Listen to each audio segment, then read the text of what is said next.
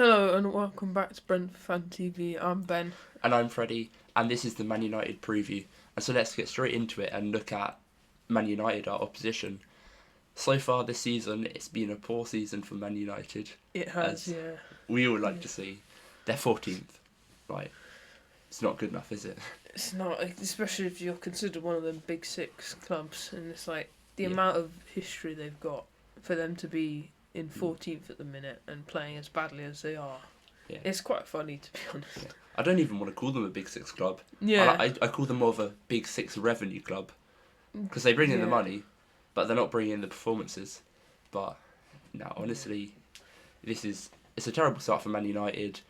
Ten Hag is seriously underperforming. We know Man United even spoke to Thomas Frank last season at the end to potentially be their manager, but then they just kept Ten Hag in because he won the FA Cup and it was like a lifeline, but it's not good enough. No, it's not, and it doesn't seem like his tactics are getting through to the players. Yeah. Or either his tactics just aren't good enough for the players to use. Because if you watch a Man United game, it just looks like the players are doing their own thing. Yeah. There's no coordinated press. There's no tactical build-up. Yeah. It's just players playing on the football pitch, just doing whatever they can. I feel like it must be so frustrating to be a Man United fan because you're watching and you don't know what team you're going to get play that day, like how they're going to play. Yeah. It's like it feels like they have different tactics every week. Like they don't have a style of play. Whereas with us, we know what we're going to get every week in terms of effort, play style, patterns of play, and I think that's like almost a good thing for us. Yeah. We know what to expect, and we're very rarely disappointed with a performance in terms of like effort. But a Man United fan, it must be so bad because it's just different every week, and they don't know what they're getting. It just seems like half the players don't put the effort in. They're just exactly walking around the pitch, not doing anything. Yeah, but Man United in the last 5 games haven't even won. Like they've got 4 draws and 1 loss, and the loss being to Tottenham, where they got pretty destroyed. Yeah, they got completely destroyed. Like, was it 3-0 in the first half? Nah, I think it was. Oh, it was 1-0 first half, but they made it 2-0 quickly. It's just the fact that first goal, was it Vandenberg? Van den Ven, he went for us. Yeah, I get. But yeah, Van den Ven, he just walked right through that team. Like there was so much space in between the defenders, and he just put a cross in, and that's it. Yeah, that goal says so much about Man United in terms of like just lack of effort, lack of just wanting to do something and like take the game by the scruff of the neck. But yeah, I think we should look at our previous performances against United. Some very memorable ones, some to forget, but still big games. Yeah. The 4-0. Yeah, there's not really a better place to start. No, what? Probably the best Brentford game since we've been a Prem club. Yeah, it probably is. Yeah. It was like the way we came out of that game, completely and again, this was 2 seasons ago, and you see throughout that time, Man United hasn't really changed at all. Yeah. They're still playing not really very well under Ten Hag. The only difference is Ronaldo's gone, and like it just seemed like the whole thing that happened then was they got rid of Ronaldo, and then Ten Hag blamed all his problems on him. Yeah, but nothing's improved. Yeah, it's still the same, if not worse. Yeah. At Man United. I love joking about that Ronaldo came to Hounslow and lost 4-0, and I'm like, to go into the stadium, he probably went past that kebab shop that we all know, or like something like that, and it just feels weird. Ronaldo and Hounslow to then get smacked 4-0. He saw that bus stop. We're just a bus stop in Hounslow. But yeah, probably one of our best games since being a Prem club. But yeah, I think next game we're going to go on to was the 2 games actually from last season, starting with the 2-1 away feat. Yeah, which I didn't really get to see because I was busy and it wasn't on TV. But then just seeing the score, that we were 1-0 up against Man United, and then we were it was away as well, which we don't really win too many big games away. But then saying that, we have Not last season. No, not last season though. But like seeing that we're 1-0 up, and then in like the 90 plus minutes, McTominay of all players scoring 2. And this, yeah. I mean, it hurts so much to lose a lead last minute, to not win it last minute, but to have been 1-0 up, as you said, with like 5 minutes to go maybe, and then they just score 2 at the very end. It killed me for like a week. It was so bad. And yeah, as you said, McTominay, just of all people. But we can forget that game. Yeah. And then it felt like we wanted our revenge when they then came back to our place in the 1-1 draw last season, and we battered them. Yeah, we tore them apart, but then didn't capitalise on all our pressure and chances. Yeah. I think I remember the stats after the game. I don't remember it exactly, but it was like we had 36 shots or something inside the box. Oh no, sorry, it's like 36 shots in total, which is insane. And we had the second most amount of touches in an opposition's box since they started recording those stats. Oh, and first is like Man City versus Watford in like 2018 or something. Yeah. So like we destroyed them so badly that game, and then Mason Mount in like the 95th minute made it 1-0, and we were like, "Yep, this is Brentford. We've done it again." Yeah. But then I at least went and got us an equaliser in the last minute, but that was more of a 4-0 than the 4-0. Yeah. Like I remember that time, not just this fixture, but a couple of fixtures we were doing so well, putting pressure on, having so many chances, but then we just didn't have a clear. Like we didn't have our shooting boots really. It seemed just our story of last season, pretty much. Yeah. But yeah, I think let's move on from the United games. I think that's in the past now. We've got to look forward to the future. But we'll look at us actually. Our last game against Wolves, which is the stark opposite of the previous game we mentioned. Yeah. And it's it was 5 goals. Yeah. Like, how often do we score 5 goals? Our second time ever doing it. Yeah, I know, it was great. And it's like the fact that we come off 3 games where we scored in the first minute, but then no other minute of the game, to then score three goals within one half, and then 2 in the second. And it's like, this is great to see. This is what we needed to see as Brentford fans. And like, honestly, I'm really confident for the games coming up. Yeah, I think what was quite funny was we scored in the first minute 3 weeks in a row, and then we played Wolves and it took like 1 minute and 16 seconds. But we didn't have kickoff that week. Yeah. And for the first 30 seconds of the game, they have the kickoff, they pass it back to the keeper, and then just lob it up because they're trying to not score in the first minute. Because they've definitely spoken about this before the game. Probably. Don't concede in the first minute, lads. We know what they're going to do. And then the ball for like 30 seconds is just being booted from us to them, or like headed from us to them, just kept in the air. And so they were really just trying to take the sting out of us at the start of the game. But then finally, after about 40 seconds, we got the ball under control, we got it out on the right, and then 20 seconds later or 30 seconds later, we've scored from our first attack. Yeah, I remember seeing that tweet of like a Wolves fan saying, "Oh yeah, we survived Brentford, survived the first minute, and then like 20 seconds later we scored." Yeah, and I didn't see that in real time, but like, someone just then replied to the tweet saying, "Oh well." Yeah.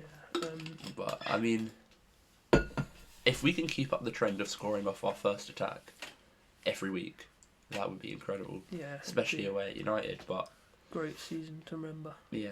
But now this is our 4th away game of the season, and we haven't won away yet. We have played the big teams though. Yeah, we played Liverpool, City and Tottenham, so to be honest, I wasn't really expecting them to lose to us. Okay, I may have predicted the Tottenham game for us to win. I think, we probably predicted a couple wins in there and draws, but we lost all of them. But it's kind of what we expect. I feel like Man United, though, they have the weakest side out of all of those 4 teams. Yeah. So they're more get-at-able. But I just get the feeling, I think I said this to you before, if United lose, that's Ten Hag gone. that's like Ten Hag's sacked if they lose to us. And so I just get that feeling that now it's been the international break, the players are gonna fight for the manager so so he doesn't get sacked, and then they're just gonna beat us. Yeah, which It's just a feeling I get. yeah, I get that, and I feel a little bit like that as well. Yeah. But I feel like we'll see this Man United team and go for it. Yeah. See it as our chance to pick up some points on the road. Yeah. So yeah. And we also still have like an insane amount of injuries. Yeah, that's a But big issue. at least despite having loads of injuries, we did bolster up the squad a bit in the summer, bringing in players like Vandenberg and Carvalho, Yeah. who are versatile. Like Vandenberg can play centre back, right back. Carvalho, he's played as a Winger, midfielder, Yeah. striker. yeah, he's done all of that for us, and so I think our summer signings in them two have really helped us just have more squad depth, and so we can continue to play well through the injuries. But speaking of injuries, I was going to go on to then Damsgaard and Norgard didn't get called up for international duty with Denmark. Yeah. I'm just hoping it's precautionary from Thomas Yeah, Frank, and he too. said it's Nations League, no one cares, we're just not going to risk them getting injured. That's what I'm hoping, Yeah, and they're like, because I mean they're so important for us. We saw how much better we were last game week when we had Norgard yeah, playing compared to the week before. That he's so important for us. And I mean, it just like silenced all the haters really who said Janout's as good or better than Norgard. Like we love Janout, but Norgard is that good. And then also Yeah. Damsgaard didn't get called up. I don't record him getting injured against Wolves, but no, I don't. hopefully it was just precautionary and just not putting one of our best players on international duty. That's what I'm hoping it is. Yeah, he's been incredible for us, and I'd be really annoyed if he was fully injured. But Yeah, I'm hoping he'll be back. yeah. And then that kind of leads us on to the starting 11, or our predicted 11. Yeah. Should I start reading You it? take it away. Yeah. So in goal we got Flecken. Oh, I was going to put Valdemar in. No, joking. Yeah. But just before I was, Flecken's been good, and and then So reliable this season. yeah, really reliable. But yeah, we gone with the back five because we do that against Big Six, but there is a debate whether we could see the back four against United. I think, But I feel like yeah, knowing Thomas Frank, this is more likely. we've put a back five because that's kind of what we do against the Big Six teams. But, well, you'll see in a second, it can transition into a 4-3-3. Yeah, it could easily do so. So the back line of the back five is Ayer at right wing back. We've seen him do it many times. He can do it. Vandenberg, Pinnock, and Collins at centre back, and then Keenos Potter at left wing back. Yeah. And we've seen Keenos Potter at left wing back so many times now. We know he can do it defensively and going forward. And yeah, that kind of, as you can see with Keenos Potter in the back line, it can transition into a 4-3-3 in attack when he goes into left wing. Yeah, and again, Ayer, Vandenberg, Pinnock, and Collins have all played as a back four before, so Yeah. if we need to go more attacking, we could easily switch it up. So Yeah, I think it's that. We've played that back line a couple of times now, like against Spurs, City, Liverpool. So yeah, they're really getting to know each other well, and yeah, it should be solid. And then the midfield of Damsgaard, Norgard, Janout, same midfield as last game week. It's just hopefully Damsgaard and Norgard are fit. Yeah. I'm presuming they are. We haven't heard reports saying that they're injured, apart from them not getting called up. Yeah. But I think they got recalled from being called up, but we're just hoping it's precautionary. Yeah, and I really can't see us doing as good as we did against Wolves without Norgard. Yeah. And maybe even Damsgaard as well. Yeah, exactly. They were two key players in that game. But I still think we could... if one of them is injured, we would probably end up playing Carvalho there. Yeah, Carvalho could drop, or Yarmouth could come in. We've got a bit of depth, but obviously if we had less injuries, we'd have more depth. Yeah, we would. 100%. And then the front two, we've put Mbuemo and Carvalho. I think... Yeah, that's the only difference from last game week is putting Carvalho in for Sharda. And I think it's kind of just because Sharda didn't have an incredible game against Wolves, No. and then Carvalho came on and scored. And so I think Carvalho in the front two is what we will do. I think it's then also useful though to have Sharda off the bench because he's so good off the bench. Yeah, but in the last game, I do feel Sharda, although he didn't get much of the goals, he had 2 great chances that he missed. I still do think he played decently well. Yeah. Like, he made some good runs, and the run he'd made for that chance in the second half, where the keeper saved his shot, I thought that was really good play from him. Yeah, it was like great play from him and Damsgaard, who got the assist, or assisted the pass. But yeah, I think we just predicted Mbeumo and Carvalho to be up front, and I think if it was like Man City, it would be helpful to have Sharda up front and try and go long a bit more. But I think because it's Man United, I think we will get more freedom and like more time on the ball and slightly more possession. So it's alright to have Carvalho on, who's better on the ball than Sharda. So hopefully it can work well, and then Sharda can come on, he can get a goal off the bench or something. Yeah. And it will go as well. And then the final part of the preview is the score prediction. And I haven't had too much thought on this. I haven't either, I just picked a score in my mind. Score prediction. Should I go first? Yeah. I was going to say quickly that, like, in all of our away games, I think we've both either predicted a win or a draw, and they've all been against big teams, and we've lost all of them. And so, is it time to finally predict a draw and just go more safe? But I do feel like it's Man United. We could. You go first. I've got a prediction in my mind, but I think that's just some random numbers I pulled.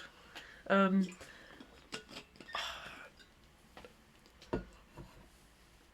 want to change it. I'm going to be extremely optimistic, and I think we're scoring 3. I predicted 3-1. 3-1. Yeah. That is very optimistic. It is, yeah. I was kind of thinking 2-1 myself, Jaws, but no, because I'll say 1-1 draw. Okay. I think that's very fair. Yeah, I don't want to also do a win if you're going to do a win, kind of, but okay. 1-1 draw. Yeah. We'll see if this. Hopefully, your prediction comes true, or even mine. Like, I'll take either. I'd take either. But it's really a game where I think they are vulnerable. Yeah. I mean, what I find weird about United last game, they started Maguire and Johnny Evans when Martinez and De Ligt were on the bench. That's one really quick thing I find weird about Ten Hag. Why is he rotating his 2 best centre backs just for Aston Villa away? Like, who cares about match fitness? Like, these are your 2 starting centre backs. Surely they'd need their better players for that game. Yeah. Against Aston Villa, because Aston Villa are really good. Yeah. Especially under Unai Emery. Yeah. But yeah, I think that's good for the preview. Yeah. Yeah. One take, which doesn't often happen. Yeah. But yeah. Thank you guys for watching. Put your thoughts in the comments. And enjoy the game if you're watching or going to it.